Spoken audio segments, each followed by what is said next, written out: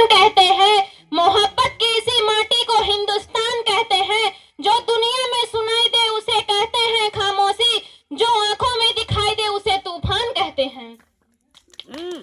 परम माननीय मुख्य अतिथिगण, प्रधानाचार्य एवं आदरणीय शिक्षकगण और मेरे सभी छोटे बड़े भाइयों बहनों, आप सभी को गणतंत्र दिवस की हार्दिक शुभकामनाएं।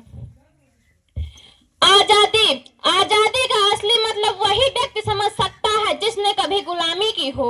हम तो सौभाग्यशाली हैं जो स्वतंत्र भारत में जन्म लिया। यूं तो आजादी की लौ 1857 ईस्वी में जल चुकी थी, जो 1937 में हमारे देश को आजाद कराई। मैं प्राचीन, मध्यकालीन और वर्तमान काल के उदाहरण से यही स्पष्ट करना चाहूंगी कि जब हम फिरंगियों के फेरे में फंस गए थे तो रंगे बसंती चोला की एक आवाज पर टोलों के टोले उमड़ आते थे, टोलों के टोले उमड़ आते थे और इनकलाब जिंदाबाद और वंदे मातरम के नारों से खून में आ जाने वाला 5-5 डिग्री का तूफान अंग्रेजी शासन की जड़ें हिला देता था।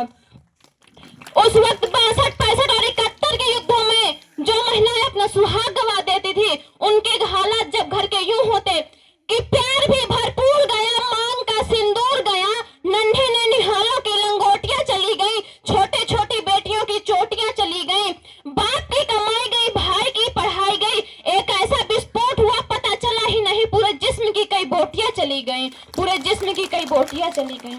आपके लिए तो एक आदमी मरा है साहब, मेरे घर की तो रोटियां ही चली गई, रोटियां ही चली गई। इस प्रकार पूरा परिवार अपनी देशभक्ति साबित कर रहा होता था। तब देश बलिदान मांगता था, तब देश लड़ जाने को कहता था, तब देश मर जाने को, मिट जाने को, फांसी चढ़ जाने को कहता था। किंतु आज देश लड़ जाने को नहीं कहता, मर जाने को, मिट जाने को, फांसी चढ़ जाने को नहीं कहता। मेरे विचारों में यदि कोई व्यक्ति अपनी पूरी मेहनत, पूरी लगन और पूरी ईमानदारी से कार्य करे तो वही सच्चा देशभक्त है।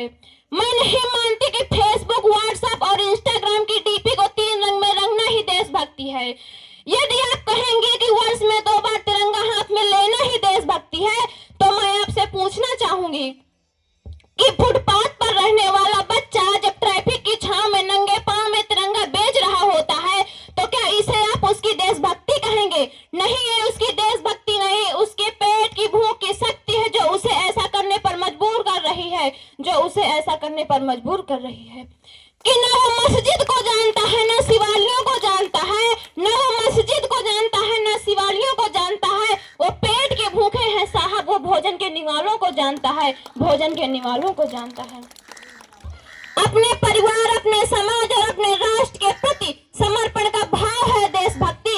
हर देशद्रोही के जीवन में आने वाला तूफान है हमारी सच्ची देशभक्ति, ताकि हर देशद्रोही ये समझ सके कि अगर तू परिंदा है तो ये आसमान तेरा है, अगर तू दरिंदा है तो ये शमशान तेरा है। भाईचारे से रहना है तो रह इस जमीन में, वरना कब्र भी तेरी है और कब्रिस्तान भी तेरा है, कब्र भी तेरी है और कब्रिस्तान भी तेरा है।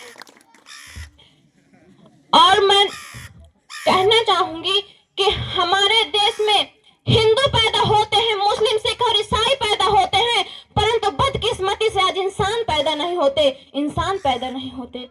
मेरे विचारों में न हिंदुओं की जरूरत है, न मुसलमानों की जरूरत है। राष्ट्र निर्माण के लिए केवल एक सच्चे इंसान की जरूरत है, सच्चे इंसान की जरूरत है। अंत में मैं बस इतना कहना चाहूंगी कि किनारों पर खड़े होने से समंदर पार होते नहीं, नभ को निहारने